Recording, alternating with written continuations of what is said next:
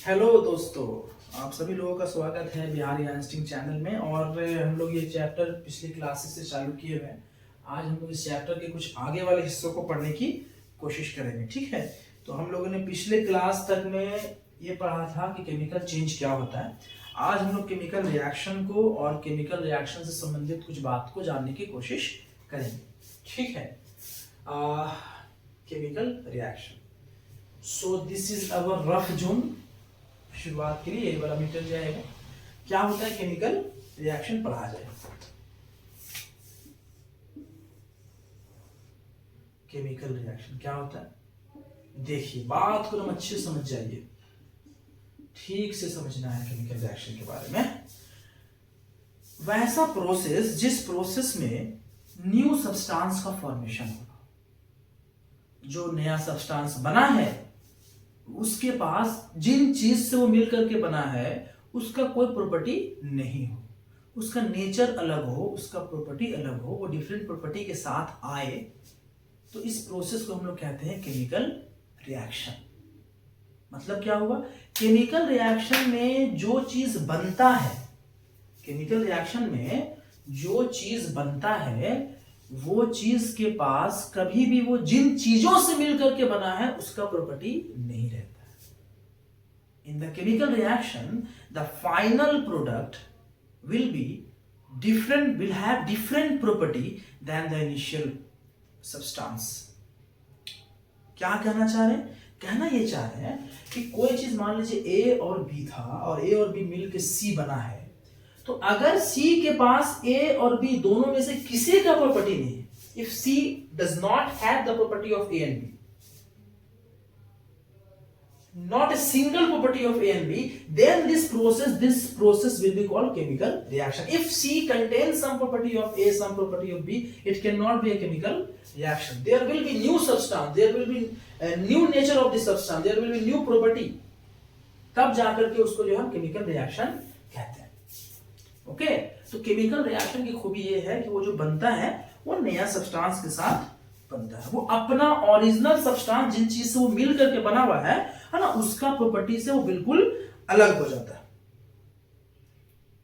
ठीक है। यहां तक कि कुछ किताब में ये भी लिखा हुआ रहता है कि वो अपना the process in which substance loses their identity and become a new substance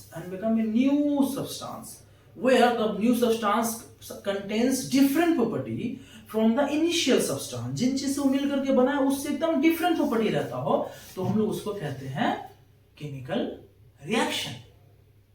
okay, कभी कभी भी सवाल उठता है केमिकल रिएक्शन होता कैसे। देखो यार, आगे भी आप लोगों को पढ़ना है। केमिकल रिएक्शन होने का मामला ये होता है कि या तो वहां पे बॉन्ड का फॉर्मेशन हो रहा है या तो वहां पे बॉन्ड का टूटना हो रहा है या दोनों हो रहा है।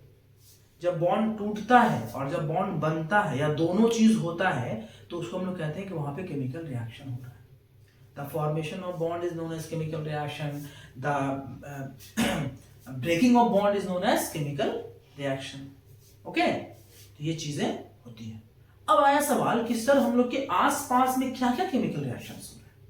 देखो यार, डाइजेशन ऑफ जो फूड है, जो फूड जो डाइजेस्ट हो रहा है वो भी एक एग्जाम्पल है केमिकल रिएक्शन का।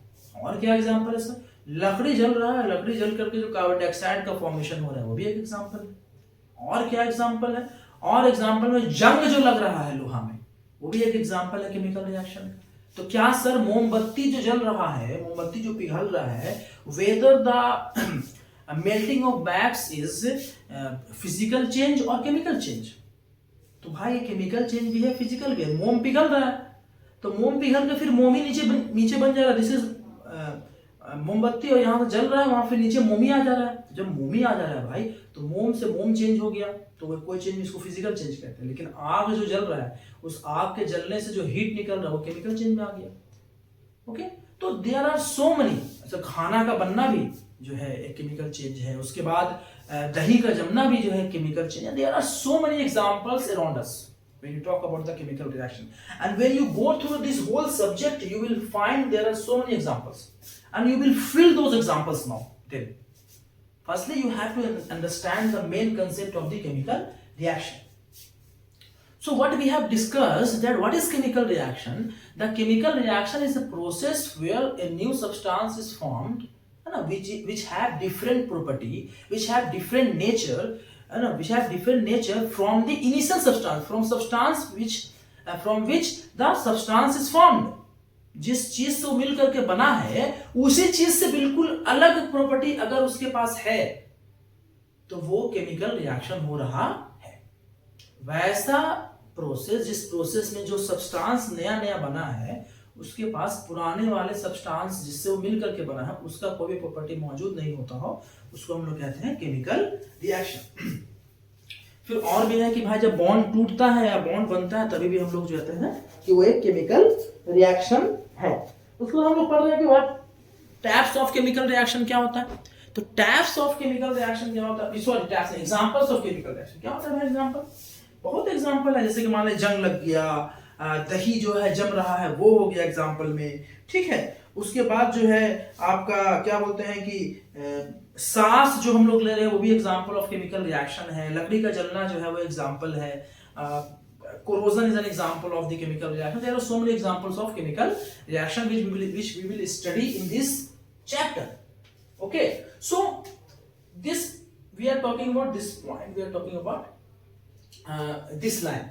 Now what is reactant and what is product? We will discuss about the reactant and we will discuss about the product. देखो यार, कोई भी केमिकल प्रोसेस हुआ, कोई भी केमिकल रिएक्शन हुआ, उसमें कोई चीज बनता है और कोई जो बनता है वो किसी न किसी चीज से मिल करके या किसी न किसी कुछ चीज से तो मिल करके बनता होगा, है ना। दो चीज होता है, एक होता है आफ्टर रिएक्शन और एक होता है बिफोर रिएक्शन।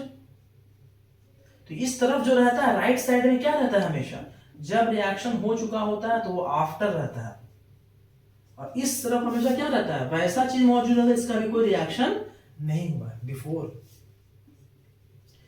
इस तरफ जो रहता है, मान लीजिए कि A प्लस बी प्लस सी, तो इस तरफ जो रहता है इसका रिएक्शन नहीं हुआ है, इस तरफ जो रहता है उसका रिएक्शन हो गया है। ओके, तो कहा जाता है in the chemical reaction the chemical substance which is used in the chemical reaction which takes part in the chemical reaction, जो केमिकल रिएक्शन में भाग लेता है उसको हम लोग कहते हैं रिएक्टेंट। ओके, तो ये दोनों क्या हो जाएगा, रिएक्टेंट हो जाएगा। और बोला जाता है कि the chemical substance in which a new substance is formed, okay, that new substance is known as product. तो इसको अगर आम बोलचाल के भाषा में अगर समझा जाए तो ये होता है कि रिएक्शन जिन चीजों से मिल करके होता है, जिससे भी मिल करके होता है रिएक्शन, क्या कह सकते हैं कि जिससे शुरुआत होता है उसको हम लोग कहते हैं रिएक्टेंट। ओके, और रिएक्शन जो लास्ट में रिएक्शन हो जाने के बाद जो चीज बनता है उसको हम लोग कहते हैं प्रोडक्ट। कभी कभी कुछ क्लास में पूछा गया बच्चों के द्वारा कि सर रिएक्टेंट गैस रहेगा, सॉलिड रहेगा, लिक्विड रहेगा, क्या रहेगा, प्रोडक्ट क्या रहेगा। नहीं, reactant may be gas, may be liquid और मे बी सॉलिड, है ना। Reactant and product may exist in any of the three form. It may be in liquid, it may be in solid, it may be in gas, and there is no limitation in the states when you talk about the states of reactant and states of product. ना, कभी भी states का कोई चक्कर नहीं होता है, solid भी हो सकता है, लिक्विड भी हो सकता है, गैस भी हो सकता है। ठीक है, अभी तक आप लोगों को केमिकल रिएक्शन यहाँ पे लिख करके बताया नहीं गया, अभी हम लोग सिर्फ ऊपरी भास जो है बात हम लोग कर रहे हैं। ठीक है, तो ये हमारा है रिएक्टेंट, तो ये हमारा है। अच्छा, आपसे वही पूछा कि लेफ्ट साइड में हमेशा क्या मौजूद रहता है, तो लेफ्ट साइड में हमेशा रिएक्टेंट रहता है, राइट साइड में हमेशा प्रोडक्ट रहता है। जो रिएक्शन से पहले हो वो रिएक्टेंट, जो रिएक्शन के बाद वो प्रोडक्ट।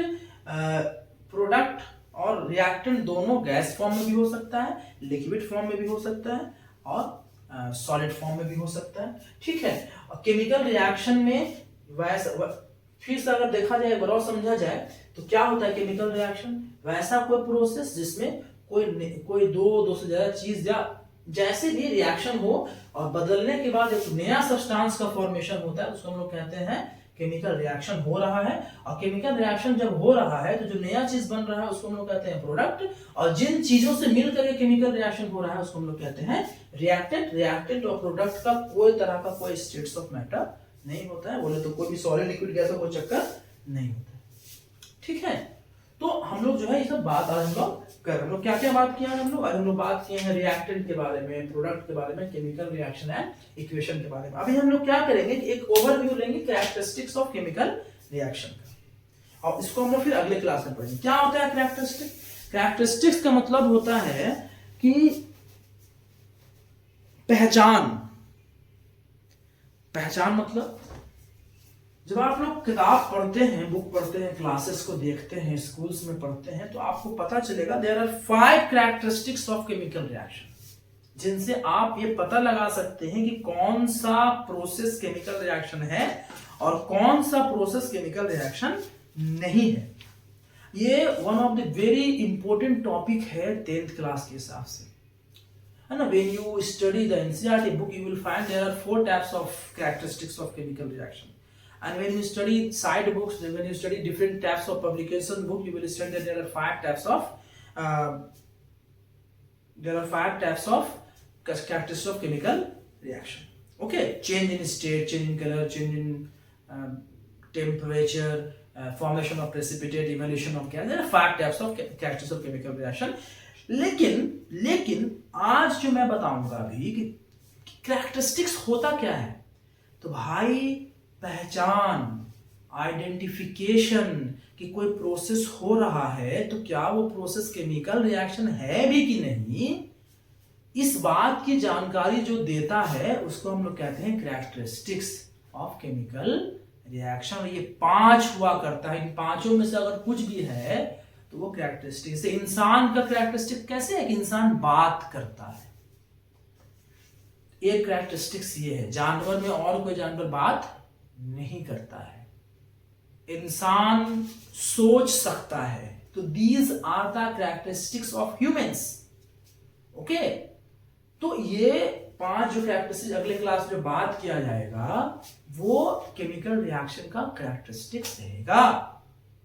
ठीक है, तो अभी फिलहाल इस वीडियो को हम यहीं पे कंप्लीट करते हैं और फिर मिलते हैं हम लोग अगले टॉपिक में, अगले वीडियो में। इसमें हम लोग कैरेक्टरिस्टिक्स ऑफ केमिकल रिएक्शन को पूरे डिटेल तौर से पढ़ेंगे। ठीक है, चलिए मिलते हैं फिर अगले क्लास में। Thank you so much.